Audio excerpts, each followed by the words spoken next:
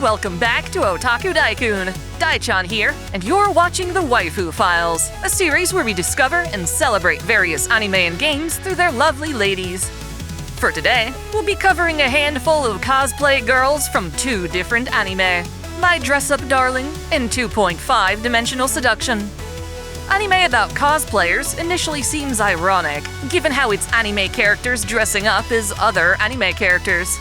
However, these two shows do a decent job at showing the struggles of making outfits, wearing them at major events, and the passion that drives it all. In some cases, the cosplayer herself is more interesting than the character she's trying to portray. Other times, it's a great excuse for an otherwise average waifu to shine brightly in a more exciting costume. Regardless, I think you'll be very pleased. Note that I'll only be covering characters featured in the anime. Dress Up Darling is getting a second season, so if this video does well, I'll make a follow-up. Without further ado, let's dive into some waifu. My Dress Up Darling, or Sono Bisque Doll wa Koyo Suru, tells the story of Wakana Gojo, a high schooler with a fascination with Hina dolls. He enjoys making and dressing them as part of his family's business. These skills translate wonderfully to the world of cosplay, and while he has no interest in dressing up, he's able to support his friends. That said, his hobby wasn't always well received. Our first waifu is Nobara Aoyagi, Wakana's childhood friend and neighbor. After Wakana lost his parents in a tragic car accident, Nobara tried to cheer him up by inviting him out to play. Despite her well-meaning intentions, she couldn't do anything to help him. Instead, it was discovering Hina dolls that ultimately brought him out of mourning. Angry at this, Nobara insulted Wakana, shouting that dolls are for girls and that his interest in them is creepy. Rather than supporting him, she wound up forcing him into isolation, no longer willing to showcase his passion out of fearing rejection. Nobara later regrets letting her insecurities get the better of her, which is a nice sign of maturity. Before Wakana chose to move in with his grandfather and pursue doll making, he was taken in by his older cousin Miori Gojo. She's very supportive, seeing Wakana as a little brother. This extends to aiding him in his hobbies, even when, without context, it seems out of character for him to go buying stockings. Miori also takes care of Wakana's grandfather when he falls ill. The one supporting Wakana the most, however, is Marin Kitagawa, a fashionable high school girl who recruits him to help her make elaborate cosplays. While he's often quiet and unassuming, she's wildly social, creating an interesting contrast for their inevitable romance. Marin lost her mother when she was a child, and while her dad is affectionate, he's often too busy with work to spend time with her. She's grown up to be exceptionally beautiful, easily finding a part-time job as an amateur model. That said, her primary motive for preserving her gorgeous figure comes from her hidden obsession with lewd anime girls. Marin is a supreme otaku, and rather than being disgusted by anime's portrayal of women, she wishes to embody their appeal in reality. In particular, she consumes a lot of adult eroge, along with magical girl series. She wants to do her favorite characters justice, which means making sure her body, attitude, and attire all match the source material. That's a tall order for her to complete on her own, but luckily, goofing off with her friends has her crashing headfirst into salvation. She discovers Wakana's talent for making dolls, and rather than chastise him for liking something weird, she instead begs him to help her achieve her cosplay dreams. Given how her own interests are quite niche, she's not one to judge others, and takes offense to people who bully their peers. From Wakana's perspective, Marin is perhaps too welcoming, as she's willing to expose herself without shame if it means making a better costume. A sheltered guy like him is understandably flustered by her bold attitude and extroversion. He tries to remain professional around her, but this barrier slowly breaks down as they both fall in love. While Marin's heart is in the right place, she has a few technical shortcomings. Sure, she can maintain a healthy diet for her work and hobby, but it conflicts with her love of delicious food. Whenever she has to cook for herself, she winds up eating a lot of greasy meats, causing others to worry about her nutrition. She also has a hard time realizing when her passion becomes overwhelming. Wakana gets concerned that being friends with her will be an inconvenience, but she makes it clear she's not concerned about what other people think. Throughout the anime, she cosplays a handful of fun characters. There's Shizuku Kuroe, a character from the adult game series Saint Slippery's Academy for Girls. This promiscuous girl is known for her voluptuous bosom and tally marks on her thigh, which indicate how many people she slept with.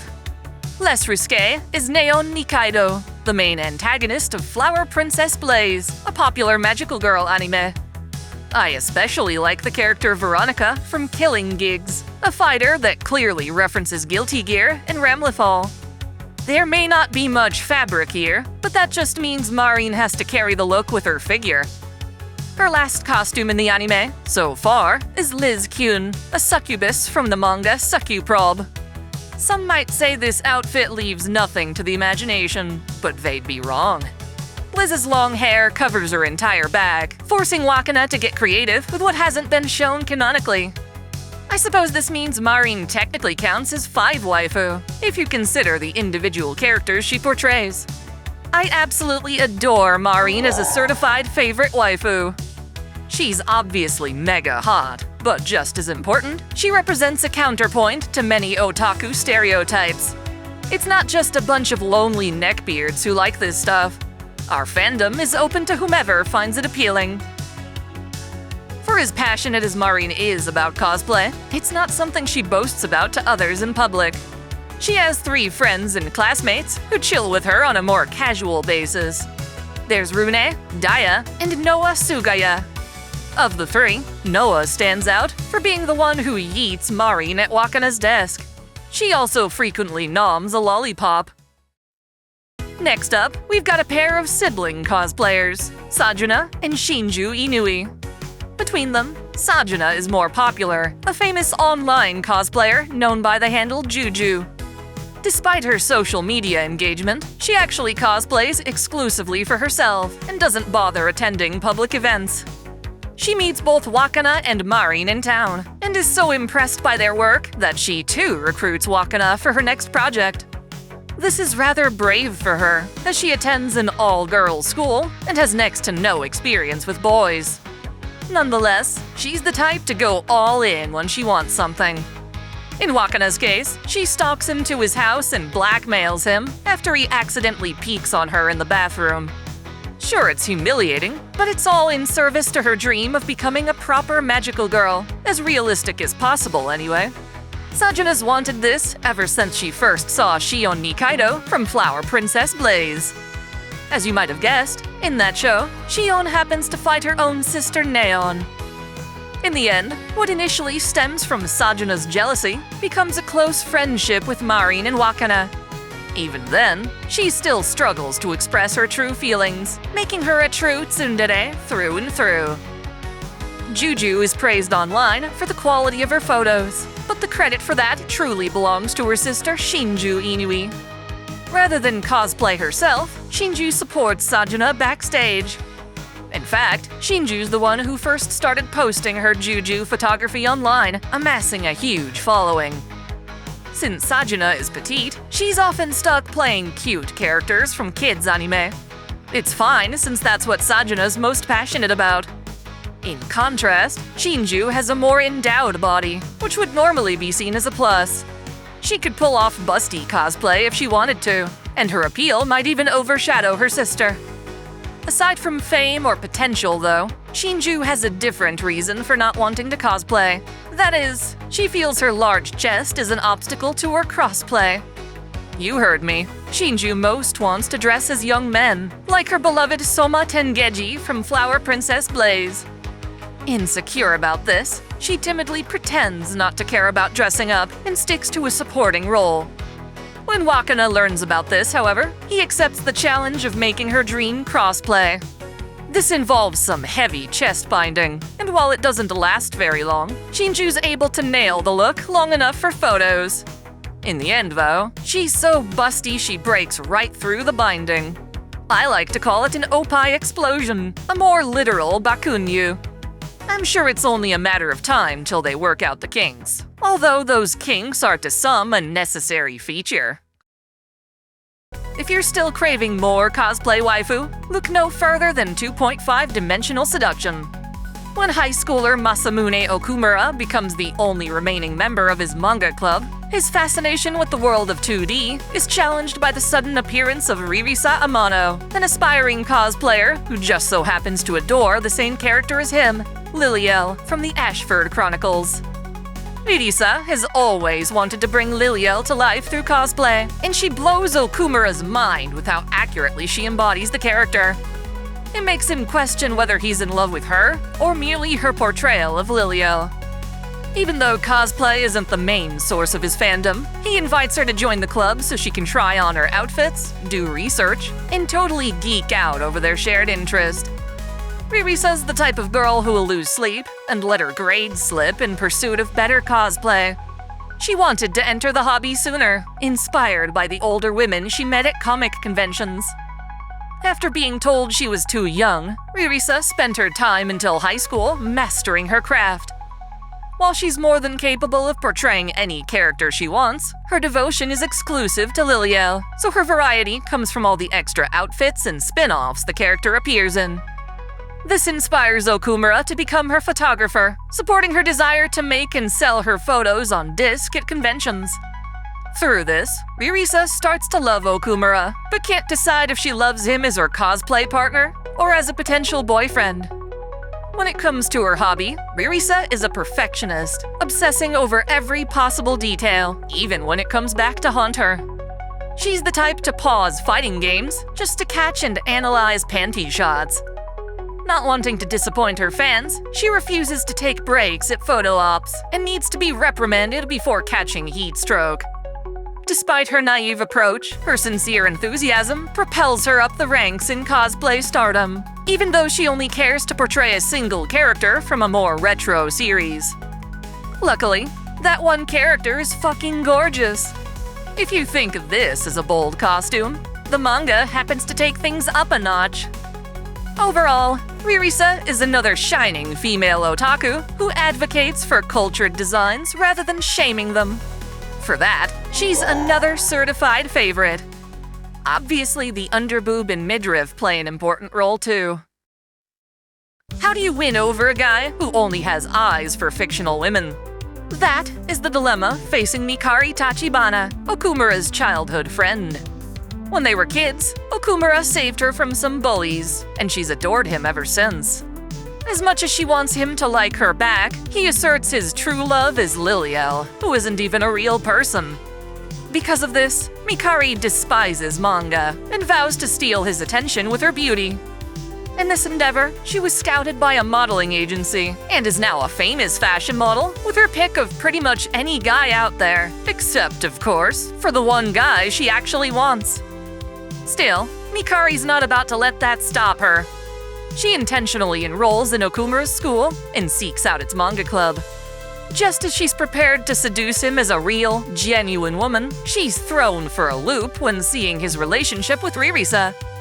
With a rival on the scene, she resorts to cosplaying alongside Ririsa, hoping it'll bridge the gap between them. In terms of body shape, though, Mikari winds up being a better fit for Liliel's companion, Miriella. Thus, the manga-obsessed otaku has two different cosplay girls vying for his attention.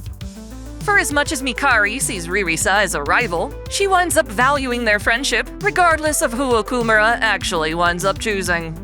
With all that out in the open, the ball's in Okumura's court to make up his damn mind and stop ignoring their true feelings. Our next waifu, Nonoa, is a girl who somehow made a name for herself as a top cosplayer, despite being an antisocial recluse. She's a huge otaku who has been conditioned into hiding her fandom. As a child, this was never an issue, as all her friends were into anime and such too. However, they eventually grew out of it, leaving her in the dust. To make matters worse, Nonoa's mom wanted her to focus on studies, finding manga, TV, and games a distraction. The final straw came when she joined a manga club at school, and during a passionate rant about Liliel, her classmates called her weird for not being able to read the room, and no one to shut up and let others talk. Taking this harshly, Nonoa overcompensates by avoiding conversation at all costs. She's been silent for so long that, when she finally has something important to say, she's too afraid to convey her feelings without retaliation. Nevertheless, she continues to indulge in her fantasies, appearing at events in costume while never speaking a word. Instead, she expresses herself through her costumes and poses, grabbing enough attention to charm critics and earn a name for herself online. When she meets Ririsa and Okumura, she wants to be their friend, but instead comes off as intimidating. Not knowing what else to do, Nonoa challenges Ririsa to a cosplay duel. Attending their next event is Nokiel, another character from the Ashford Chronicles. What seems like a malicious feud is actually just her excuse to cosplay with someone she admires. To clear up this misconception, she has no choice but to confront her own demons and realize that not everyone is gonna reject her for being so enthusiastic. If anything, Ririsa winds up being the best person to go off on tangents with. The other side of this has Nonoa develop better social skills, to realize that, for as excited as she is, she still needs to listen to others and give them a chance to speak too. Thus, after years of silence, Nonoa's finally able to break out of her shell and make friends again. Even with her newfound confidence, though, she'll never be quite as social as our next waifu. Aria Kisaki is a bubbly, attractive gyaru who isn't necessarily an otaku. At first, she has an ulterior motive for wanting to cosplay. You see, Aria's dad, Yo Kisaki, was a struggling manga artist. His greatest work, Valkyrie Battlefield, was both a critical and emotional flop. Still, as a child, Aria loved this manga, but Yo was so upset that he interpreted her praise as an insult and took his anger out on her. With her own childish response, Aria then proclaimed she hated both him and his work. Turns out, Yo's grief took its toll on his marriage as well, leading to Aria's parents getting separated. She now lives with her mom and hasn't spoken to her dad once since their argument. Hoping to rekindle their relationship, Aria wants to cosplay from Valkyrie Battlefield and get famous enough that her dad finds her online and realizes how much she really did love his book.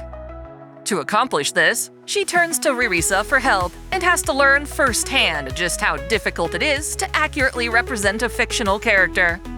Before long, Okumura and his manga club indoctrinate her into their favorite series, the Ashford Chronicles. To build up their skills, the group plans to cosplay a foursome from Ashford Chronicles, with Aria presenting as a character named Ariel. When Okumura learns about Aria's dad, he makes the connection that Yo Kisaki is actually the author of a Lilia spin-off manga they all cherish. Thus, by nailing this particular group cosplay, Aria really does have a chance at meeting her dad again. On the side, she gets Ririsa's help making a second costume, the main heroine from Valkyrie Battlefield. With Ashford Chronicles as bait, she lures her dad to the convention and surprises him with her masterpiece. Yo modeled parts of this character after Aria, so it's moving to see her take up this role. Even as he remains stubborn about his past failure, he's forced to accept how grateful Aria is that he made both it and her. Out of their group of friends, Aria develops a special bond with Nonoa. They clash as an introvert and extrovert respectively, but find a touching middle ground when all is said and done. As an aside, I think it's worth noticing that Aria's mom is hot. She was a cute gyaru back before she got married. Credit where it's due. Okumura's manga research club is nearly shut down for not having an official advisor. Fortunately, he's able to recruit his economics teacher, Mayuri Hanyu. She happens to be one of what fanatics online call the Four Heavenly Cosplayers, but has since retired from cosplay in order to succeed as a teacher. Fearing her obscure hobby will threaten her career, she tries to bury the past and is reluctant to support the manga club until meeting Ririsa. Turns out, Ririsa considers Mayuri's cosplay alias a role model, though she doesn't realize Mayuri and this legendary cosplayer are one and the same. Thus, Mayuri chooses to support the next generation of young cosplayers, even if that means revealing her past. As a teenager, Mayuri hated her large chest and the ogling that came with it. That changed when she discovered the fighting game heroine Lust-A-Lot. This milky succubus made her feel empowered about her body. Just like Ririsa, she worked against the odds to become just like her favorite character, and eventually exploded onto the cosplay scene. She and her best friend Eri loved making costumes together. At one convention, they were actually the ones who told Ririsa to come back to their booth when she got older. Seeing how adorable Ririsa has become, Mayuri can't help but take her on as an apprentice. In doing so, Mayuri is able to forsake her embarrassment about cosplay and even appear at conventions again. This reunites her with her friend Eri, as well as an old rival, who happens to be our next waifu. Nagomitsu, or Nagomi, is a professional who used to compete with Mayuri as one of the 4 heavenly cosplayers. Her career consists of promoting official anime and game characters, often being the first time fans are introduced to new waifu and properties. Thus, rather than replicating an already established character, Nagomi is on the front lines, making new characters conform to her portrayal, and not the other way around. This philosophy is at odds with Ririsa's approach, and while that shouldn't be an issue, Nagomi takes Ririsa's rise to stardom as a challenge. As an elite within the community, she puts unfair pressure on Ririsa, nearly ruining the fun of cosplay altogether. It shows just how corporate and competitive she's become, letting the fame get to her head. Only by being humbled by Mayuri does she finally realize the error of her ways. After a bit of humiliation, Nagomi rediscovers what she originally loved about cosplay, which helps her welcome others into the community going forward. That said, she's still competitive, just now in a more friendly manner. The anime showcases plenty of wonderful cosplay girls who don't get much development, like this foreigner, Xiao Yu, who shows up at Summer Comiket in her own Liliel costume. Another pair of siblings, Lemon and Lime, are popular for their pair cosplays. There's just one catch. Lime is a male who crossplays as girl characters. Perhaps he could show up in an April Fool's Femboy Files. Then again, this is as much as we see. Unfortunately, the manga features even more waifu I won't show here. 2 secondary characters are Midori Taki and Abe Marina, the student council president and vice president at Okumura's school.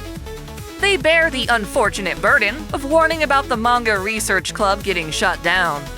Initially, Okumura feels like the council is actively trying to shut him down, but fortunately that's not the case. Midori just wants him to follow the necessary procedures.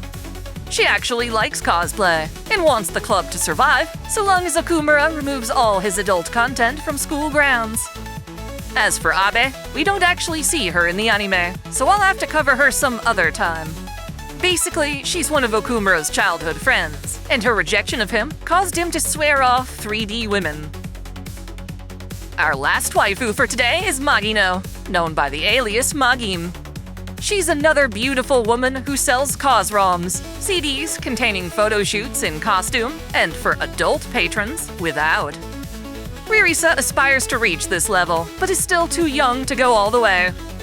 Nonetheless, Magino and her photographer help Ririsa and Okumura learn the ins and outs of cosplaying at conventions, particularly when it comes to operating a booth. She's often seen cosplaying a character named Foroso, a sexy fox girl. At least I assume that's a fox. She's given me Tamamo vibes, but I suppose I see some holo in there too. At any rate, she's the kind of cosplayer you'd want to meet at a con, a wholesome representative of the community. Just because she sells 18+ content doesn't make her any less of a sweetheart. Thankfully, she's not super obsessed with being the most famous cosplayer out there. There should be plenty of room for anyone who wants in on the fun. So there you have it, 2 very similar anime, each with characters that give me hope as an otaku. Of the 2, I definitely prefer Dress Up Darling, and if you wind up enjoying 2.5D, you owe it to yourself to read its manga. Now, who's your favorite fictional cosplayer? As usual, be sure to check out my Waifu Files playlist for tons more content, and let me know in the comments which anime or games you'd like to see in a future video. Until next time, celebrate your fandom! I want to give a special shout out to all my $10 and up supporters. Video Gamer 75, Dante Pendragon, Steven Elak, Otaku Mom, Mystic Samurai 1983, Free Brick, Alexis Yukio Gomez Yamato, Lunar Works, Link Pendrago, Olympian Doll, Observer Bellis, James Hewitt, Uncanny EXP, Crow Calum, Sal Soto, Tristan Riggin, Major, Winter's Edge, Sneer Cachette, Sunbro Torian, Dionysus, Caitlin P, Sogai CH, Sith Lord 906, Vladimirovna, The Taz 96, Kengo X 77, and Alistair Bernadotte. Thank you all so much.